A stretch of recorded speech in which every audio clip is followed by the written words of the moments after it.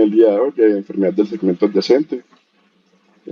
Pues primero tener claras dos definiciones básicas. Tenemos como tal la degeneración del segmento adyacente, que van a ser esos cambios degenerativos radiográficos que se van a ver en la columna, ya sea craneal o caudal al sitio de un procedimiento de fusión o un procedimiento previo. Y como tal, la enfermedad del segmento adyacente se refiere ya cuando hay una presentación de síntomas nuevos asociados a esos cambios degenerativos que se presentan en los segmentos adyacentes a la intervención previa. Como vemos, eh, hay unas diferencias entre estos dos bastante importantes. Vemos que la evidencia radiográfica, o sea, esta degeneración del segmento adyacente, puede estar en alguna serie reportada hasta en el 100% de los casos y que se describe como un proceso de envejecimiento natural de la columna que se van a ir degenerando los segmentos, no necesariamente asociado como tal al procedimiento que se haya realizado, mientras que el segmento adyacente o la enfermedad del segmento adyacente se va a encontrar con una proporción mucho menor, del 2 al 15% de los casos, aunque cada vez en más aumento a medida que se aumenta la frecuencia de la instrumentación en los pacientes. Como vemos, entonces no hay una correlación clínica obligatoria entre los cambios degenerativos imagenológicos y los cambios o la clínica de los pacientes. Este sería como el primer punto a tener en cuenta, ya que dentro de la etiología hay quienes lo consideran que la enfermedad del segmento adyacente es como tal un proceso normal del envejecimiento o el deterioro de la columna, mientras que otros sí lo consideran asociado como tal a la instrumentación. Para entender esto, pues primero tenemos que recordar el concepto de segmento de movimiento o en la unidad espinal funcional, ¿cierto? Que lo vamos a considerar pues como las dos vértebras adyacentes, el disco intervertebral, las dos articulacionnes parentales posteriores y las cápsulas y ligamentos que abrazan ambos segmentos, ¿cierto? Esto lo que nos va a permitir es que esta relación entre los segmentos, los discos, nos va a permitir que haya un rango de movimiento, eh, pero que a la vez el movimiento no sea tal que se genere un daño neurológico a nivel de la médula o de las raíces nerviosas. Entonces es como ese equilibrio que nos va a mantener la adecuada función de la columna, y cuando se pierde este equilibrio es que vamos a tener los cambios degenerativos y pues, eventualmente las complicaciones clínicas asociadas. Tenemos entonces que vamos a ver diferentes enfoques quirúrgicos, desde la descompresión, desde descompresión sin fusión como la que vimos que realizaron los ortopedistas, hasta la fusión instrumentada, que tienen contribuciones distintas sobre el efecto que pueden generar y sobre la posibilidad de que esto nos genere un segmento adyacente.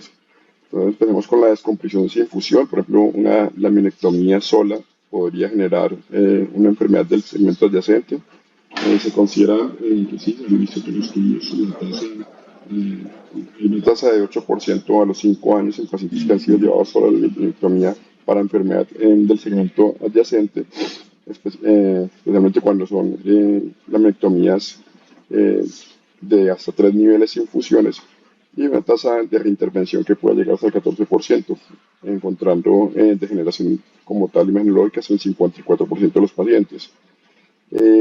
Dado esto, se han propuesto también otros mecanismos para tratar de solventar el segmento adyacente, como es la descompresión simultánea adyacente a la fusión. Digamos, hacemos una instrumentación corta, consideramos que hay algún riesgo de tener un segmento adyacente asociado, y para prevenir esto se propuso en algún momento que se hiciera la fusión y se hiciera una descompresión del segmento superior para así tratar de prevenir el segmento adyacente. Lo que se encontró realmente fue que esto, contrario a mejorar la sintomatología o a prevenir el segmento adyacente, lo que generaba era una mayor inestabilidad del segmento superior, una mayor posibilidad de anterolistesis o retrolistesis y mayor prevalencia del segmento adyacente. Entonces, lo que se considera ahora es que, o lo que se recomienda, dados esos hallazgos, es que si tenemos una sospecha, o por ejemplo el caso que teníamos expuesto, en donde había ya de entrada una listesis asociada, deberíamos prolongar la instrumentación a ese nivel superior, y no dejar solo como la minectomía sin instrumentación, lo cual solo iba a hacer que tal vez se acelerara el proceso de degeneración de este segmento. En cuanto a la instrumentación, la función instrumental, la implementada como riesgo para los segmentos adyacentes, digamos que hay eh, reportes variados en la literatura, pero la mayoría consideran que hay una prevalencia mayor o una asociación mayor de los pacientes que son instrumentados con la generación de segmento adyacente, con una prevalencia a 10 años de hasta el 22%. Es importante entonces la disección de la columna eh, para preservar como tal la anatomía y preservar como tal los ligamentos que nos van a permitir la estabilidad, así como la articulación facetaria, que como ya lo habíamos visto en unos seminarios pasados, es casi que uno de los pilares fundamentales para mantener la estabilidad de la columna. Eh, Se han hecho estudios biomecánicos para tratar de estudiar a más profundidad este punto y estudiar qué tanto interviene, en especial la violación de la faceta del segmento pedicular superior después de una instrumentación con tornillos pediculares y con barras. Este es un estudio del barro en donde participó el doctor Juan Santagurillo y ellos lo que hicieron fue un estudio en cadáveres en donde evaluaron la presión que se ejercía en distintos cuartiles del disco en pacientes que se instrumentaban con y sin violación de la faceta. Lo que encontraron fue que los pacientes que se instrumentaban y tenían una violación de la faceta presentaban unas presiones mayores en el disco que probablemente generarían un aumento de la generación discal asociada, así como un aumento del rango de movimiento en estos pacientes. Así que se considera que una violación de la faceta, al menos desde el punto de vista biomecánico, está asociado a un aumento de la posibilidad de generar una generación del segmento adyacente. Para prevenir esto, digamos que hay varias propuestas. Una propuesta para disminuir el riesgo es el abordaje posterolateral o abordaje de Wilson. Pues ya algunos estamos familiarizados con él. Inicialmente había sido escrito por Wilson como incisiones al lado y lado de la columna. Actualmente, y después también por el mismo Wilson, se describió solo como una incisión en la línea media, ¿cierto? El paciente pues lo vamos a colocar en decúbito prono, podemos colocar almohadillas para tratar de mantener la lordosis y localizamos el nivel con ayuda de fluoroscopia. Vamos a hacer unas incisiones longitudinales a 1.5 a 2 centímetros en la apófisis, en la aponeurosis, perdón, muscular y vamos a hacer la incisión como tal para poder llegar a este plano que nos va a estar dado básicamente por el plano que se genera entre el músculo multífido y el longuísimo, ¿cierto? Entonces podemos hacer una disección aquí con el dedo también, pues podemos realizar retracción a medida que vamos avanzando con Gelpis. También se ha descrito la sutura del multífido para mejorar así la visualización del nivel y como vemos vamos a llegar a exponer de esta manera la articulación facetaria, las láminas y la transversa. La idea es no disecar más allá de la transversa por el riesgo que tenemos de encontrar de manera anterior las raíces espinales y tratar en lo posible de preservar la articular y como vemos la ventaja de este abordaje sería la preservación de todas estas estructuras de línea media que nos están contribuyendo a la estabilidad de la columna, ¿cierto? Entonces vamos a ver cómo se preservan tanto estructuras vasculares como musculares, cementíferos, interespinosos y nos va a permitir así que haya una mayor estabilidad de la columna y es un abordaje pues que presenta una muy buena visualización para, por ejemplo, colocación de tornillos pediculares. También lo podemos usar para colocación de cajetines. Podemos, por ese abordaje, colocar P-leaf o T-leaves sin ningún problema y con una posible mayor comodidad y mejores resultados postoperatorios, con una menor estancia postquirúrgica, menor dolor y eventualmente mejor recuperación funcional del paciente. De todas formas, se hicieron pues, unos estudios para comparar el abordaje de Wilczek con el de línea media y se encontraron unas diferencias significativas, especialmente en las complicaciones o el segmento adyacente posterior eh, al, a la instrumentación. Vemos cómo en los pacientes con Wilczek tuvieron una diferencia significativa casi la mitad con respecto, una incidencia casi la mitad con respecto a los pacientes que se habían sido abordados por media y también en el porcentaje de complicación por infección de las heridas. Así que pues, se considera que cuando hay unos niveles lumbares cortos, es un abordaje que es bastante cómodo y que puede ser representarnos una mejoría o una prevención a la enfermedad del segmento adyacente en estos niveles, así que deberíamos tratar de usarlo de una manera más rutinaria. También se ha descrito a nivel sacro con el problema de que hay una mayor vascularización y mayor sangrado y a nivel torácico que describen dificultades técnicas debido a lo delgado que es el multifío en este nivel. Otras estrategias que se han usado para disminuir el riesgo de segmento adyacente son los procedimientos de preservación del movimiento. Por ejemplo, aquí vemos el DIAM, o que es un dispositivo intervertebral de asistencia de movimiento, ¿cierto? La idea es colocarlo en instrumentación y colocar estos dispositivos, los cuales van a mejorar en teoría la movilidad del segmento superior, generando un efecto como de bumper o de amortiguador en las facetas superiores y generando también cierto grado de distracción. Eh, Estos pues han mostrado alguna mejoría en estudios en seguimiento a 5 años. Vemos aquí, por ejemplo, una instrumentación en el lado izquierdo, en donde se hizo una instrumentación eh, sin colocación de dispositivos de movimiento, y aquí vemos con la colocación de dispositivos, perdón, acá sí con la colocación de dispositivos y aquí sí, y vemos como en esto se desarrolla un segmento adyacente asociado al seguimiento, mientras que en esto se preserva. Se encontró en ese estudio una diferencia significativa entre los dos de manera imagenológica, más no clínica. También tenemos otros métodos desarrollados como los materiales semirrígidos. Tenemos distintos tipos, tenemos el Dinesis, tenemos el Isobar TTL, perdón, es el Isobar TTL o el Ligament Graft, que son dispositivos también, como vimos, que nos van a permitir en teoría que sea más móvil en los segmentos y genere así menos posibilidad de degeneración. Sin embargo, hasta ahora no se ha determinado que tengan alguna diferencia y todavía no hay estudios pues, que los avalen para su uso rutinario.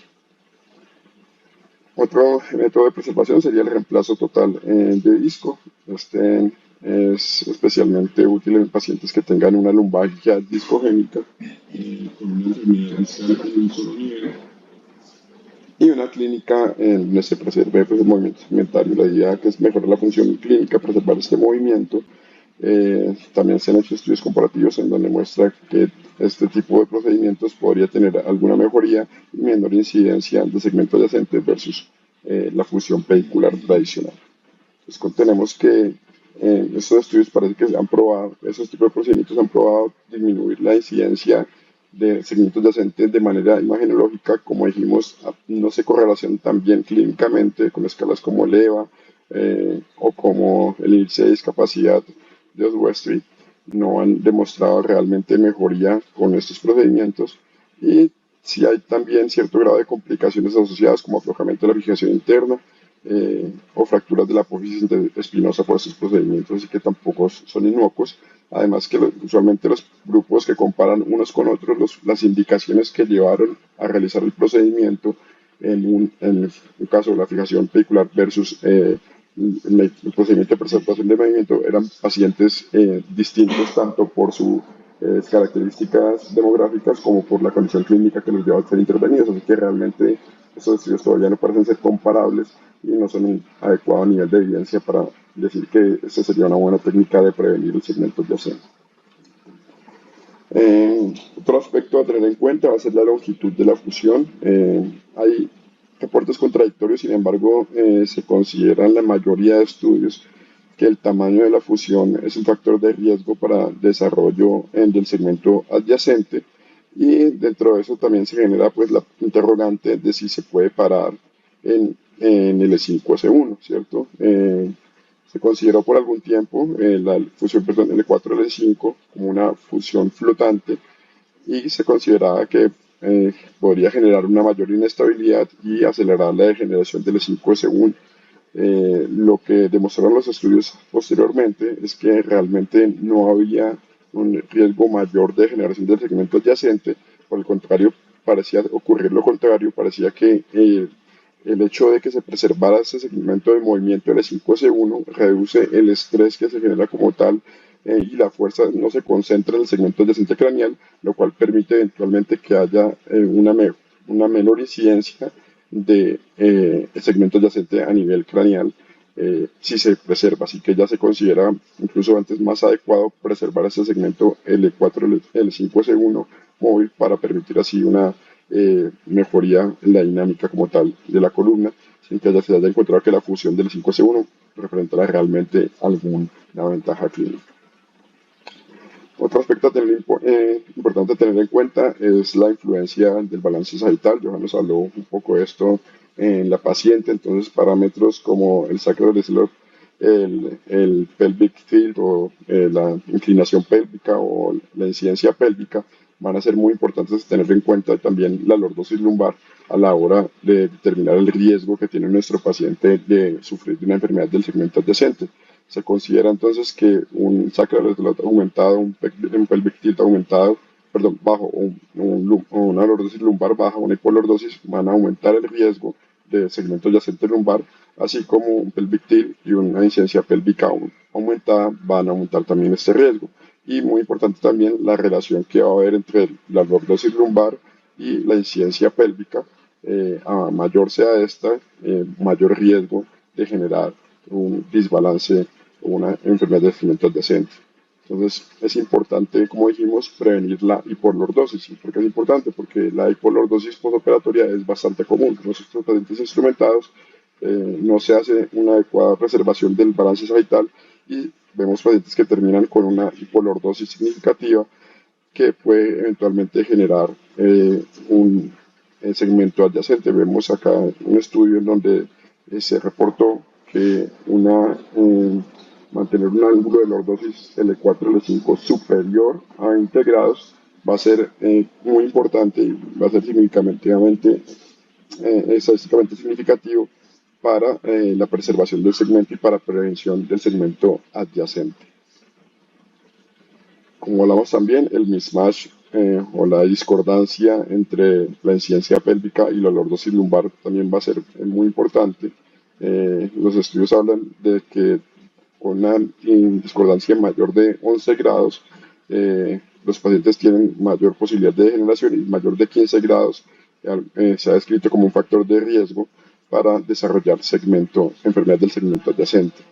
Es importante tener en cuenta estos parámetros al momento de definir el manejo quirúrgico del paciente y es importante también tener en cuenta esto, que es que los pacientes cuando tienen una incidencia pélvica aumentada, ellos intentan hacer una compensación con la inclinación pélvica y aumentan el pelvic tilt.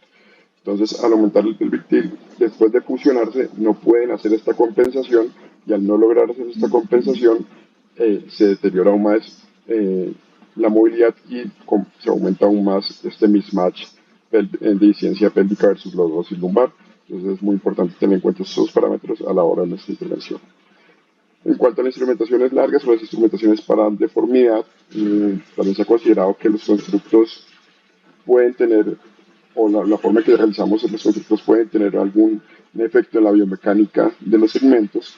Este también es un estudio en cadáveres del estudio del barro y lo que hicieron fue comparar cómo impactaba en el segmento adyacente los distintos tipos de instrumentación. Entonces compararon en este caso la instrumentación con la realineación de la columna anterior versus las osteostomías por sustracción pedicular.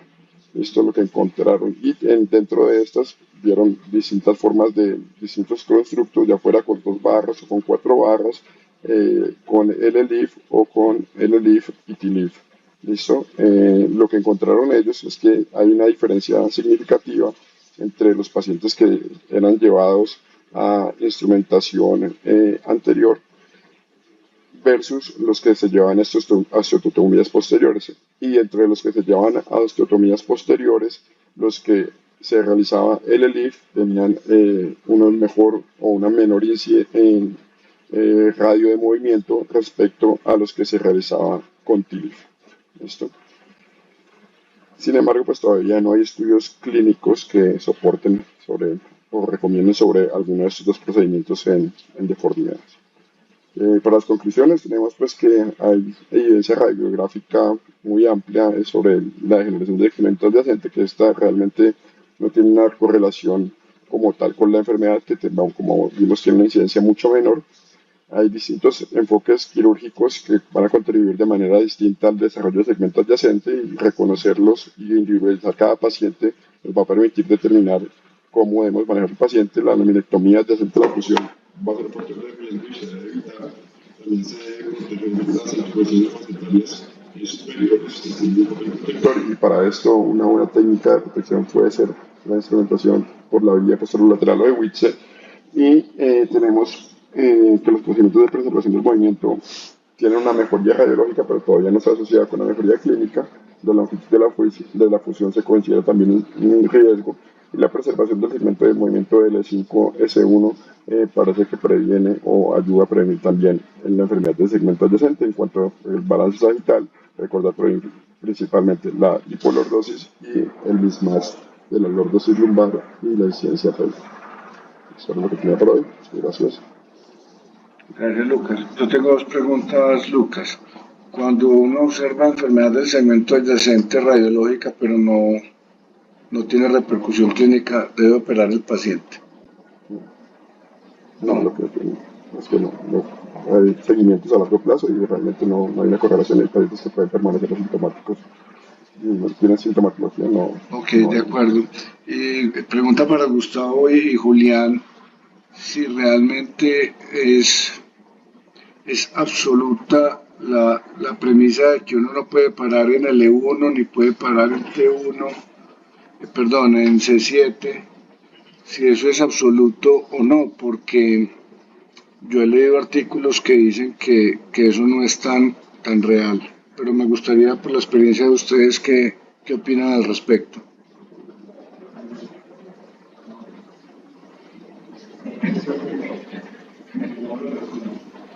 Gustavo, Julián. Pues, bien o Hola. no, Bien. pues absoluto no, eso lo correlaciona uno desde las deformidades, ¿sí? Lo que pasa es que, y desde el Rusolí, yo creo que el tema ahí es evaluar muy bien qué tipo de corrección tengo que hacer una deformidad.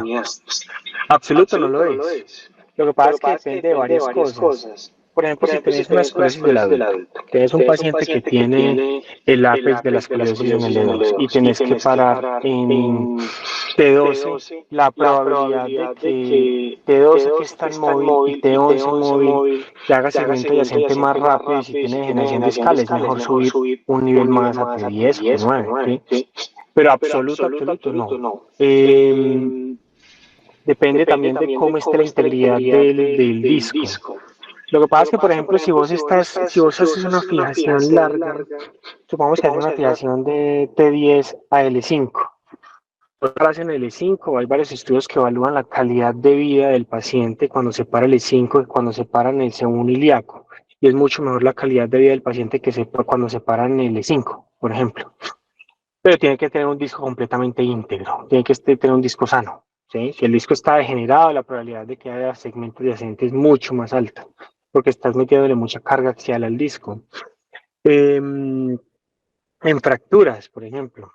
En fracturas, muchas veces uno hace una fijación bisegmentaria L1, L5, ¿sí? Hay alta probabilidad de que esos pacientes hagan segmento adyacente y degeneración discal rápidamente, sí, pero eso absoluto no lo es. En deformidades sí es muy importante evaluar eh, cuáles son los niveles a instrumentar, hasta dónde vas a llegar y cómo está el Rusolí, ¿sí? En deformidades, pero en otro tipo de enfermedades no. Pero pues no es absoluto esos parámetros. Bueno, y otra pregunta que tengo, ¿qué opinamos de esas fusiones unilaterales que con frecuencia hace ortopedia? Pues eso a mí nunca me ha gustado, pero yo no sé a largo plazo cómo les va a esos pacientes. Me parece que no tiene como mucha como mucho sentido fijar un lado y el otro no, porque me da la impresión de que va a quedar siempre una fijación, entre comillas, inestable. No sé qué opinan ustedes de eso. Biomecánicamente, ¿qué ventaja hay de poner dos o cuatro? Es mucho más estable poner cuatro tornillos, el bloqueo y con soporte anterior. El bloqueo de la movilidad es de casi el 800%, contra solo tornillos que es de 300%, ¿sí? Las fuerzas de cizallamiento. Entonces yo creo que eso biomecánicamente tiene esa desventaja. Y la probabilidad de fusión es mucho menor. ¿Sí? Los índices de fusión aumentan cuando usted tiene mejor control de la movilidad del segmento funcional. Ok, muchas gracias. Gustavo, ¿tiene algún comentario?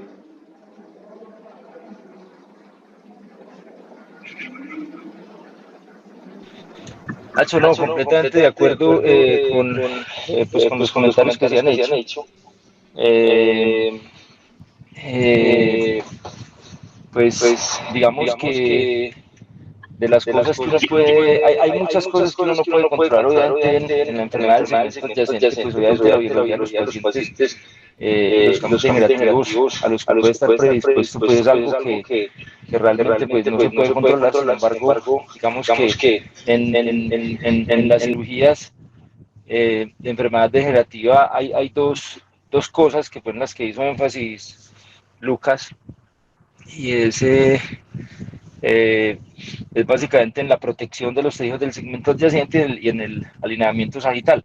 Yo creo que Lucas pone la imagen del posoperatorio del paciente un segundo, porfa.